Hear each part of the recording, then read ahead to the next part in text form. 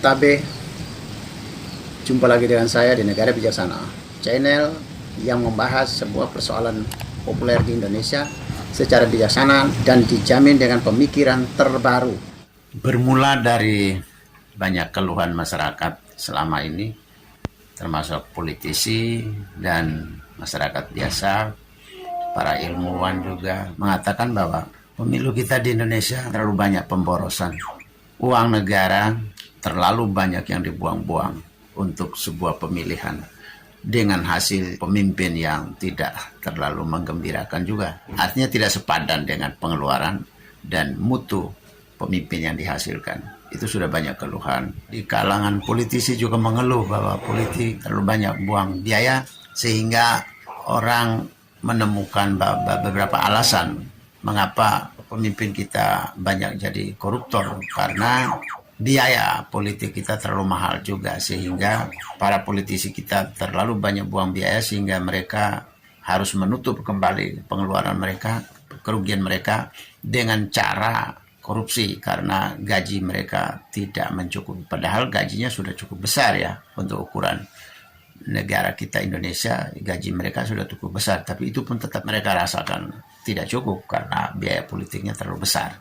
Ada yang berwacana untuk kembali ke pemilihan kepala daerah atau bahkan pemilihan untuk presiden, juga kembali ke zaman dulu, zaman Orde Baru dan Orde Lama, dipilih oleh DPR. Kali ini Presiden Prabowo sebelum memasuki bulan ketiga dia berkuasa di Indonesia, Presiden Prabowo sudah mengeluarkan satu wacana politik, yaitu dia berharap supaya pemilihan kepala daerah, khususnya kepala daerah saja ya, itu dikembalikan ke tangan anggota DPRD. Lalu reaksi masyarakat bermacam-macam di media sosial, di warung kopi, di masyarakat kita, terutama pada level masyarakat kecil juga berharap agar kita jangan berjalan mundur. Jadi masyarakat merasa bahwa selama ini, selama era reformasi, pemilihan langsung oleh masyarakat ini sudah dianggap langkah maju dibanding pada zaman Orde Baru atau Orde Lama. Dianggap langkah maju. Bahkan awal Orde Reformasi di tangan Gus Dur dipilih oleh DPR juga. Tapi ketika mulai tahun 2004 itu kita sudah mulai pemilihan langsung oleh masyarakat, oleh rakyat, itu masyarakat merasa sudah melangkah maju. Dari segi demokratisasi kita sudah melangkah lebih maju. Kalau sekarang kembali ke tangan DPR lagi, maka sebagian orang merasa ini adalah langkah mundur. Kita mundur kembali ke era Orde Lama, era Orde Baru, atau era otoriter. Pertanyaan kita sekarang, apakah kita harus maju terus dengan sistem pemilihan langsung atau kembali ke pemilihan tidak langsung atau kembali ke tangan DPR atau DPRD seperti ide Prabowo, usulan Pak Prabowo? Kita memang sebenarnya sudah tidak cocok dengan dua model ini, yaitu model pemilihan tidak langsung, yaitu lewat tangan DPR, dan pemilihan langsung lewat tangan masyarakat sendiri.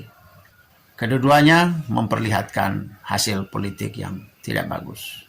Sekarang kita harus mempertimbangkan satu di antara keduanya ini. Kita lihat selama era Orde Lama, Orde Baru, bahkan di awal reformasi, pokoknya pergantian kepemimpinan yang ajak dan normal, ideal, itu hanya terjadi pada dua presiden kita terakhir, yaitu pergantian dari Presiden Jokowi kepada Presiden Prabowo.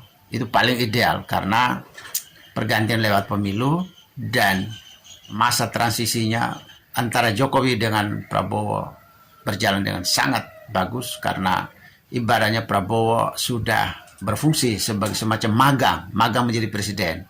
Terlebih dahulu dia magang sebagai kabinet Pak Jokowi, kemudian beberapa bulan sebelum dia berkuasa menjadi presiden, itu Presiden Jokowi sudah memberikan banyak podium, banyak kesempatan bagi Prabowo untuk berfungsi sebagai presiden.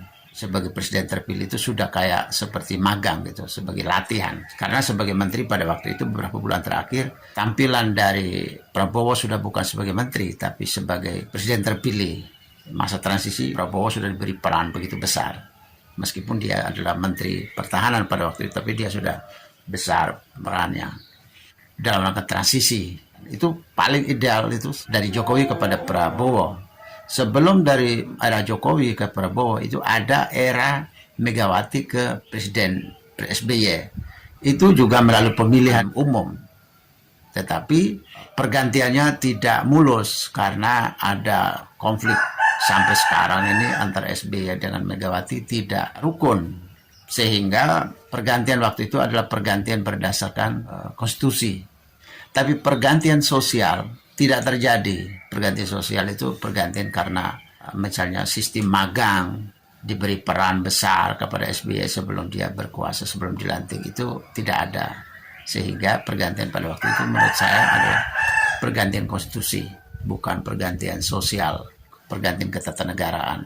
Karena ketatanegaraan maka dia harus diganti. Tapi kalau pergantian sosial misalnya lewat magang, lewat diberi peran sebelum Presiden SBY berkuasa, itu tidak ada pada waktu itu. Jadi baru terjadi pada dua presiden, dari Jokowi ke Prabowo. Yang cukup ideal adalah dari Megawati ke SBY. Tapi sebelum itu semua presiden, pada 5 presiden sebelumnya itu pergantian kepemimpinan di Indonesia tidak normal. Dari tangan Soekarno ke tangan Soeharto itu pergantian lewat pertumpahan darah, yaitu lewat Super Semar. Katanya lewat Super Semar, tapi sebagian orang tidak percaya bahwa Super Semar, semacam ada yang merasa bahwa itu kudeta. Tapi kudeta atau tidak kudeta, yang penting soalnya bahwa pergantian dari Soekarno ke Soeharto itu tidak melalui pemilihan umum. Soeharto kan berkuasa sejak 1966 sampai 1971, itu Soeharto baru terpilih lewat pemilu. Tapi berarti ada 6 tahun dia berkuasa tanpa melalui pemilu, tapi melalui sebuah huru-hara bangsa ini, negara ini, lewat Gestapo ya, waktu itu gerakan 30 September itu.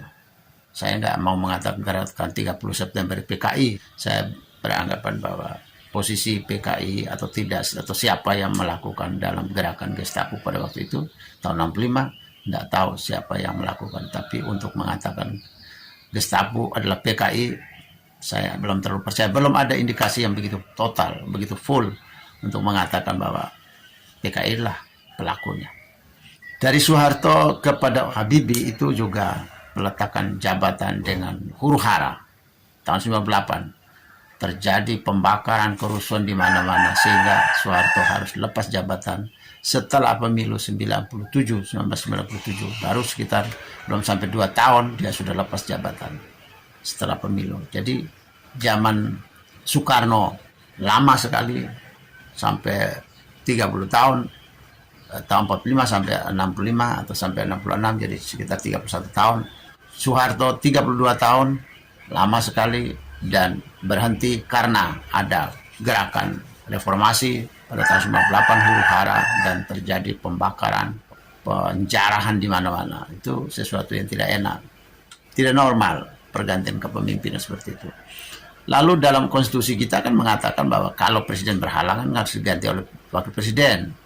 Tentu pada waktu itu 97 pemilu, 98 Soeharto lengser, berarti kan 4 tahun berikutnya, yaitu tahun 9 sampai tahun, harusnya ya, sampai tahun 2002 itu harusnya dipegang oleh Pak Habibie. Ternyata Habibie hanya 1 tahun sudah diberhentikan oleh MPR. Kan berarti tidak konstitusional, karena kalau mau konstitusional harusnya Habibie sampai tahun 2002. Dalam kenyataannya MPR sudah impeach, sudah memecat Habibie hanya 1 tahun, yaitu tahun 99. Lalu tahun 99 itu MPR memilih Gus Dur dan Megawati jadi Wapres waktu itu. Gus Dur jadi presiden. Itu juga sebuah pergantian tidak lewat pemilu. Lalu Gus Dur juga diberhentikan hanya dengan 2 tahun, 20 bulan saja. 1 tahun, 8 bulan. Berarti kan 20 bulan Gus Dur berhenti karena sudah diberhentikan oleh MPR lewat berbagai demonstrasi pada waktu itu. pemberhentian kepemimpinan Gus Dur juga tidak normal, tidak lewat pemilu. Berarti sepanjang sejarah bangsa ini, kepemimpinan yang berjalan secara normal itu baru sesudah Megawati. Dari Megawati ke SBY, dari SBY ke Jokowi, Jokowi ke Prabowo, itu pergantian yang normal. Tapi yang lebih elegan lagi adalah pergantian dari Jokowi ke Prabowo. Bukan hanya setelah pemilu, lewat pemilu, tapi ada semacam pemagangan kabinet, atau ada khususnya kepada Prabowo, itu sepertinya Jokowi memberi karpet merah untuk pemagangan menjadi presiden Indonesia. Betapapun kita mau mengatakan bahwa biaya mahal Pilpres kita dibanding pada tahun Orde Baru, era Orde Lama, era reformasi pada waktu itu, jadi ada beberapa presiden itu kita anggap bahwa dia pemilu yang tidak membutuhkan banyak biaya dibanding pemilu sekarang. Tetapi kita ingat bahwa meskipun tidak banyak pemilu yang dibuat, tetapi tiba waktunya terjadi huru hara, maka biaya huru hara menjadi jauh lebih mahal daripada biaya pemilu. Jadi cara kita memandang Pak Prabowo dan saudara-saudara sebangsa dan setanah air di Indonesia yang punya ide untuk pergantian pemilihan dari rakyat langsung kembali ke era otoritarian, kembali kepada tangan DPR, maka resikonya adalah pada pengorbanan bangsa ini jauh lebih hancur, biayanya jauh lebih mahal dibanding kita harus lakukan pembiayaan terhadap pemilu yang mahal di era reformasi sekarang ini. Apalah artinya kita mau hemat-hemat uang pemilu sementara akhirnya dirusai karena sebuah situasi yang terjadi pergantian kepemimpinan tidak normal, abnormal, dengan berbagai macam pelanggaran, dengan berbagai macam huru hara yang biayanya jauh lebih besar. Saya kira tidak perlu diulangi kembali ya, masa-masa kepemimpinan yang otoritarian, masa kepemimpinan yang elitis tidak perlu diulangi kembali. Kalau memang kita rasa biaya terlalu mahal, maka sebenarnya yang kita pikirkan adalah bagaimana cara mengecilkan atau meminimalisir biaya itu. Jadi kita utak-atiknya cuma utak-atik di sektor bagaimana pembiayaan, bagaimana sistem pemilu yang demokratis tetap dipilih oleh rakyat tetapi biayanya sangat murah. Nah, kita harus berpikir ke situ, jangan lagi berpikir kembali ke belakang. Kalau kembali ke belakang, risikonya terlalu besar. Apalagi posisi untuk menjadi sebuah huru hara itu, sebuah otoritarian itu sangat mungkin sekali. Karena kalau memang harus kembali ke pemilihan tidak langsung, pemilihan lewat DPR. Basis DPR itu kan dari suppliernya DPR itu kan dari partai politik. Kita lihat sekarang, selama ini, bahkan bukan cuma sekarang, tapi selama ini, apakah pernah ada partai politik kita yang sehat di Indonesia? Tidak ada. Partai politik kita, sistem demokratisasi di dalam partai politik pun tidak ada. Ambil contoh saja satu. Hampir semua partai politik di Indonesia berjalan pergantiannya tidak normal. Contoh seperti PDIP, itu kan Megawati sendiri kan sudah berapa puluh tahun itu jadi ketua umum. Tidak pernah diganti-ganti. Itu kan artinya kan elitisme atau otoritarian sudah terjadi dari parpol. Parpol sendiri saja sebagai dapurnya demokrasi, kita anggap sebagai satu pilar demokrasi yang kita andalkan. Ternyata parpol sendiri di Indonesia juga banyak parpol yang tidak demokratis. Partai Demokrat, kita lihat identik dengan SBY sampai sekarang. Seperti Nasdem, sejak berdirinya Nasdem masih tetap dipegang kekuasaan oleh Pak Surya Paloh. Gerindra sendiri dari awal berdiri sampai hari ini tetap ada di tangan Pak Prabowo. Sampai saat ini yang berjalan cukup lancar dalam pergantian kepemimpinan termasuk tanpa huru hara itu hanya Golkar. Hanya Golkar yang layak menjadi partai yang layak untuk demokratis di Indonesia. Meskipun unsur-unsur demokrasi itu kan banyak sekali, ada di banyak dimensi. Salah satunya itu kan pergantian kepemimpinan yang lancar. Hanya Golkar yang lancar di Indonesia. Itu artinya kalau kita mau kembali kepada pemilihan lewat partai politik, wow. Partai politik sendiri, suppliernya sendiri ya, pilarnya sendiri sudah tidak demokratis. Bagaimana DPR yang diharapkan, kita mengharapkan mereka DPR yang bermutu dan demokratis. Kalau dari rahim mereka berasal aja sudah tidak bagus, sudah tidak sehat. Sekarang kalau kita mau mempercayai kepada anggota DPR, pertama, memangnya demokrasi di dalam tubuh partai politik sudah ada tuh. Kita sudah percaya bahwa parpol itu sumber demokrasi. Tidak ada. Sampai sekarang tidak bisa. Partai politik masih rawan, masih jadi sumber korupsi, masih jadi sumbernya otoritarian. Kekuasaan masih dipegang oleh satu orang berpuluh-puluh tahun. Keputusan partai politik tidak selalu harus melalui musyawarah, tidak selalu harus melalui kongres, tidak selalu harus melalui munas dan segala macam, atau musda. Tapi ada pada tumpukan 1-2 orang, sehingga tidak bisa. DPR kita tidak bisa harapkan untuk menjadi DPR yang bagus. Kalau sumbernya saja sudah tidak bagus, kolam parpolnya saja sudah tidak bagus. Belum lagi isu-isu tentang permainan uang di dalam pergantian kepemimpinan partai politik juga besar sekali. Isu-isu tentang dinasti seperti di PDIP itu kan kental sekali dengan dinasti Soekarno di dalam partai politik itu di PDIP. Di Demokrat SBY dengan anak-anaknya itu masih kental sekali dengan dinasti, masih banyak sekali. Kita lihat juga seperti PSI dengan tiba-tiba Kaesang cuma dengan jadi anggota 4 hari 3 hari gitu langsung jadi ketua umum PSI, itu juga kental sekali dengan ketidaknormalannya.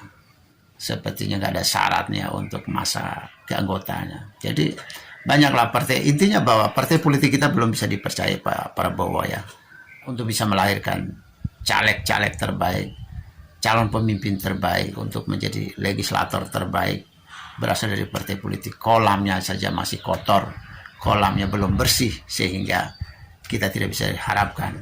Jadi sampai saat ini belum bisa kita percayakan kepada pemilihan kepala daerah untuk di tangan DPR, belum bisa, karena partai politiknya belum bisa dipercaya juga. Kalau mau kembali kepada pemilihan lewat DPR, kecuali kita harus pastikan partai politik sudah sehat. Tapi keluhan Pak Prabowo ini terima kasih, karena Pak Prabowo sudah memberikan sebuah keluhan yang benar bahwa biaya terlalu besar. Tapi kalau kembali kepada sistem otoritarian atau sistem yang perwakilan lewat DPR yang memilih, tidak tepat. Kalau di negara bijaksana, tugas kita sekarang ke depan adalah bukan memilih kembali ke belakang, tapi tetap berjalan ke depan, yaitu tetap dengan sistem pemilihan langsung, namun dengan segala macam perbaikan item biayanya, sehingga item biayanya tidak terlalu besar seperti sekarang selama ini. Jadi kita perbaikan ke sana, perbaikan kepanitiaan, perbaikan Bawaslu, perbaikan ke arah Panwaslu, perbaikan pada sistem kampanye, perbaikan pada sistem monitoring atau sistem pengawasan pemilunya, itu perbaikan ke sana. Kita tidak perlu kembali ke belakang lagi. Terima kasih, selamat berpikir, selamat menjadi negara bijaksana. Jika Anda setuju dengan saya, Anda seide dengan saya, berarti kita berada pada satu perjuangan yang sama, yaitu ingin melihat Indonesia menjadi lebih baik, Indonesia menjadi negara yang bijaksana yang kita impikan. Caranya adalah dengan Anda memberi dukungan dan berpartisipasi dalam channel ini. Subscribe di bawah channel ini, bunyikan lonceng di sampingnya untuk menunjukkan Anda berlangganan secara gratis, dan ada pemberitahuan setiap kali saya mengirim edisi baru. Dan jika Anda setuju dengan ide ini, jangan lupa bagikan ke semua relasi Anda. Terima kasih.